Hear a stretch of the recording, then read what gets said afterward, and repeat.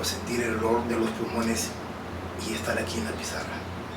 Hola, ¿cómo están? Mi nombre es Humberto Higinio y los saludo de Lima, Perú. Es para mí una gran satisfacción y un gran honor estar nuevamente con ustedes retomando el curso Aprendamos Electrónica Juntos.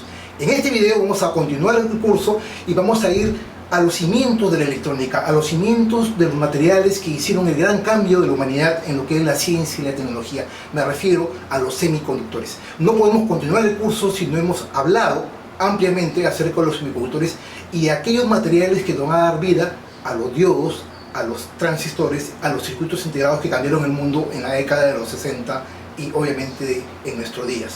Pues bien, en este video vamos a empezar el curso, retomar el curso hablando de los semiconductores. Vamos a ver qué es un semiconductor, vamos a hablar de ciertas características técnicas que van a permitir que él cambie su forma de trabajo para que se convierta en este caso en un conductor, y no solamente ello, sino vamos a ver los tipos de cristales de silicio y de germanio y aún los tipos de materiales que se obtienen cuando a estos semiconductores se les dopan para convertir el tipo P y tipo N. Así que acompáñenme en este interesante video en donde les voy a explicar paso a paso todos los fundamentos técnicos de los semiconductores. ¡Empecemos entonces!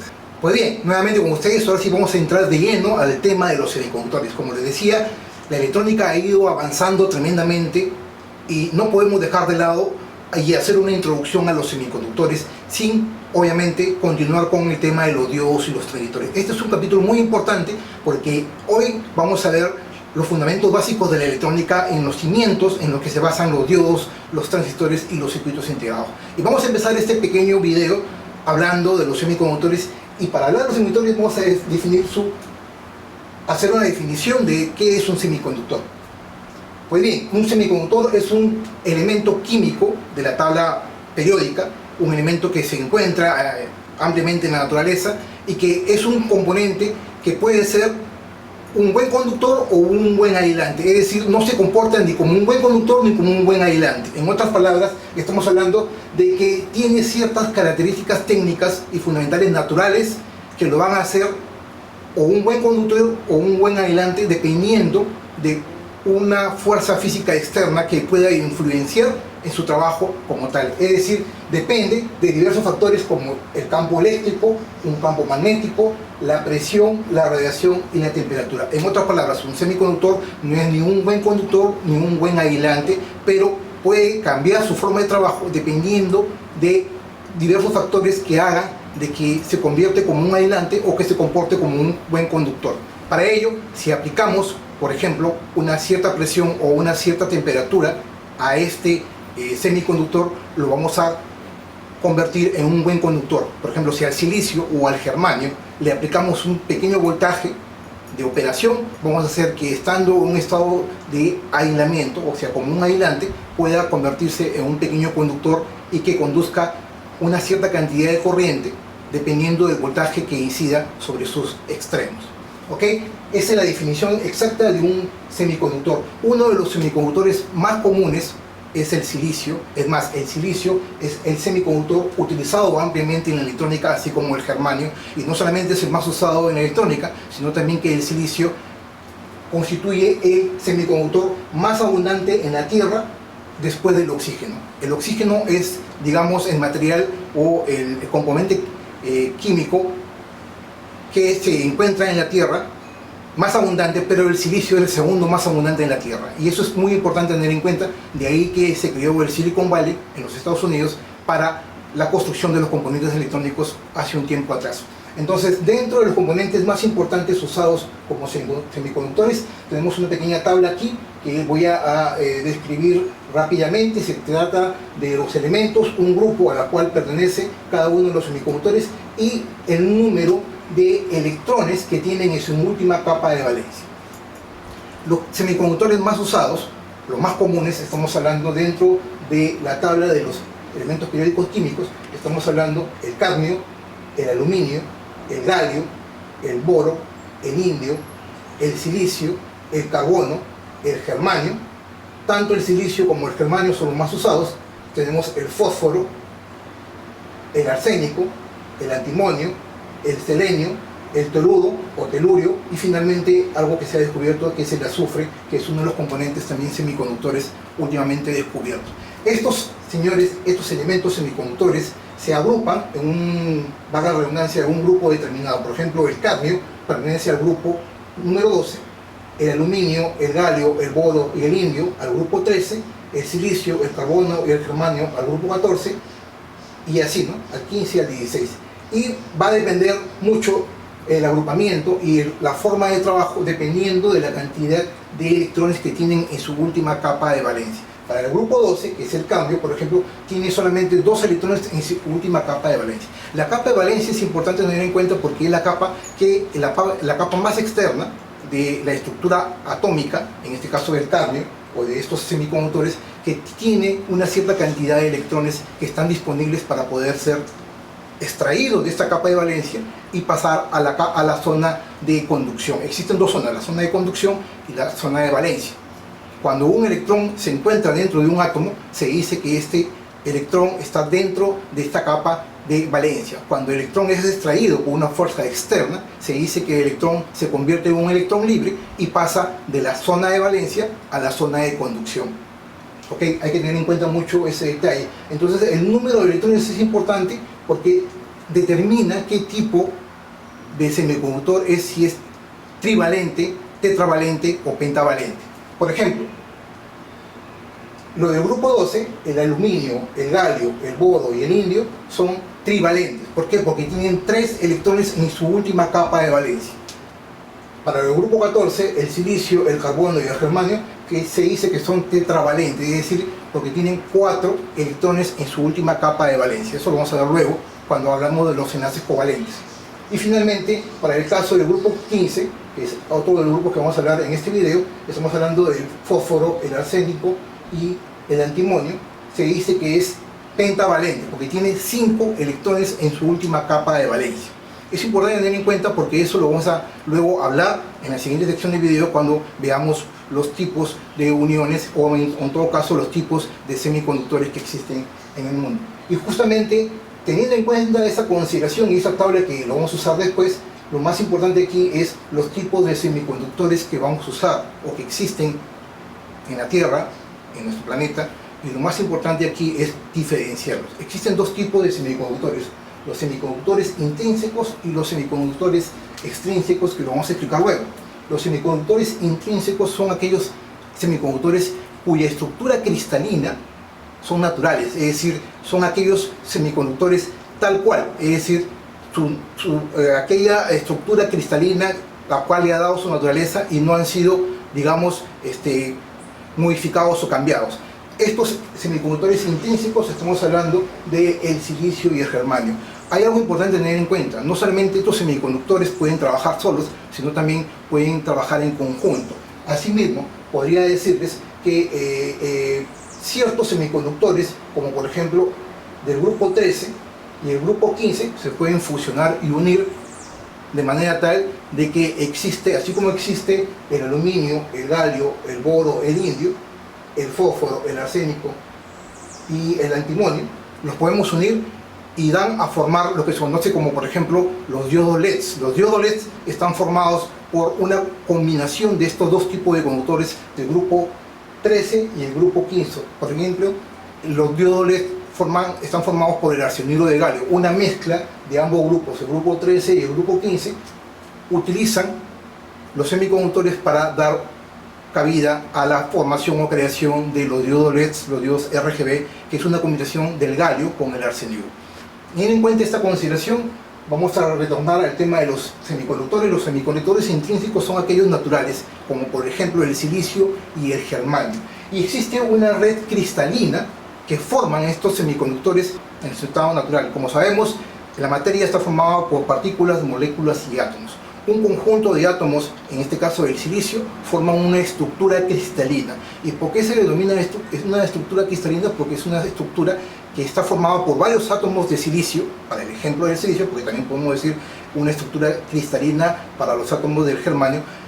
Es una estructura idéntica porque son tetravalentes. En este caso está formado por 4 electrones valentes, o 4 electrones que forman esta capa externa, la capa de valencia. Y lo importante aquí es que la solidificación de esta estructura de un cristal de silicio lo hace tan sólida porque existen lo que se conoce como los enlaces covalentes. ¿Y qué es un enlace covalente? Es la unión de los electrones intrínseca que existe en esta estructura de silicio, en este cristal de silicio.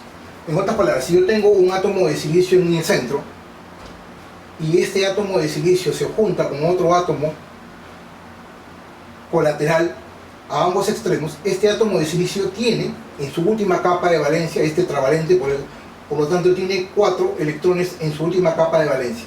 Este átomo central se junta con el átomo de la parte superior y forman una estructura covalente entre 2 electrones de la parte superior. Asimismo, se junta con un átomo de la parte, en este caso de mi izquierda, en el lado izquierdo, y forma otra estructura de un enlace covalente en el lado izquierdo, y así, en la parte inferior y en la parte de la derecha, de mi derecha. Por lo tanto, estamos hablando de que esta estructura cristalina del silicio tiene 4 enlaces covalentes que hacen de que esta estructura del cristal se haga más sólida, porque establece el equilibrio atómico del cristal de silicio y le da estabilidad. Esto hace de que los electrones se mantengan unidos entre ellos a través de los enlaces covalentes.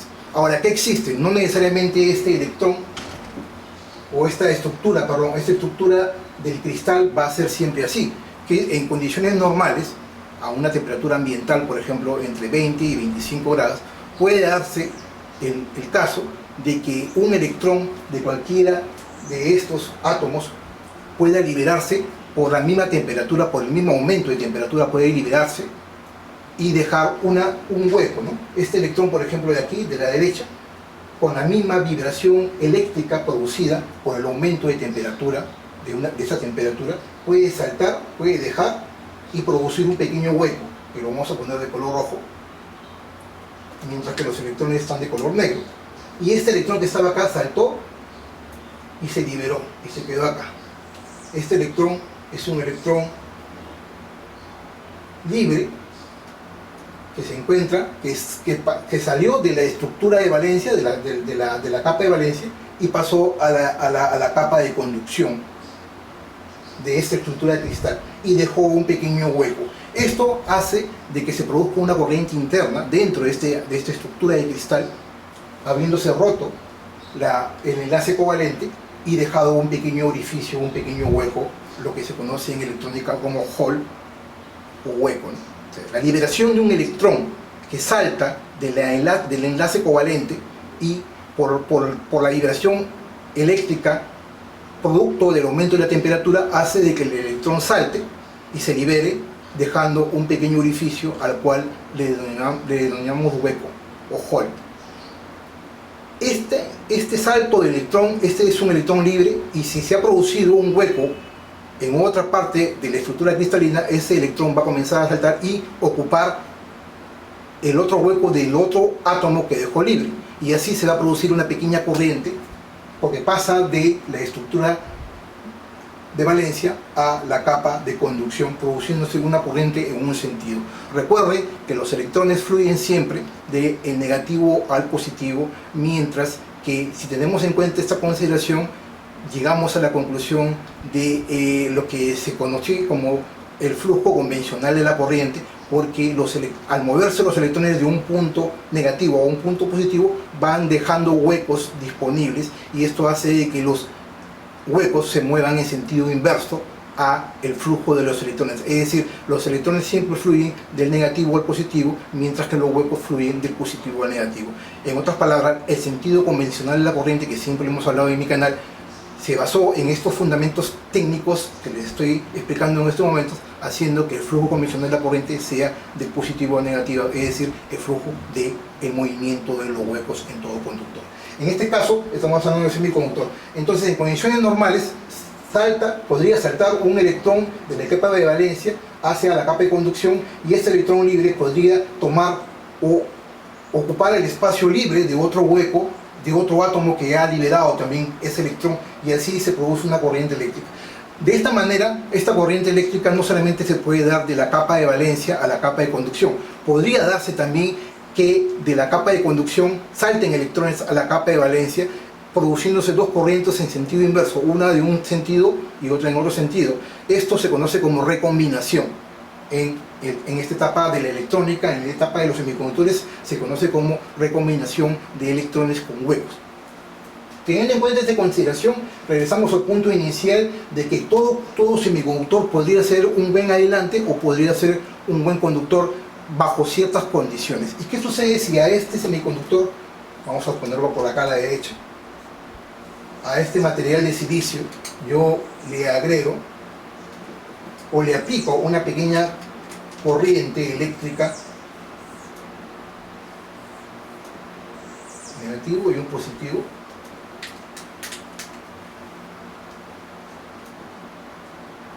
en este sentido? Lo que voy a hacer es que esta corriente eléctrica, esta diferencia de potencial de este voltaje, va a hacer que se produzca una vibración interna y un aumento de la temperatura.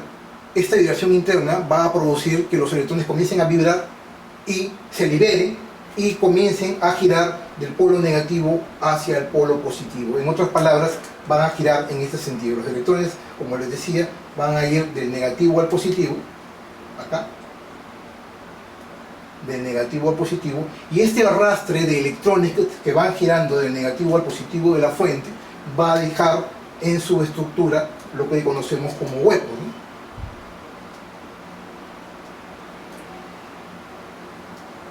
Y estos huecos se mueven en sentido inverso, es decir, del positivo al negativo. De ahí la importancia de conocer estos fundamentos técnicos y en la parte electrónica, porque nos va a dar más luces de poder entender cómo funciona después un diodo, cómo después funciona un transistor, y obviamente esta combinación de todos los componentes discretos y no discretos va a dar uso a que podamos comprender mejor. Entonces, es importante conocer esto, y si yo aplico una diferencia potencial voy a producir esta vibración y voy a producir las corrientes y el movimiento de electrones y los huecos.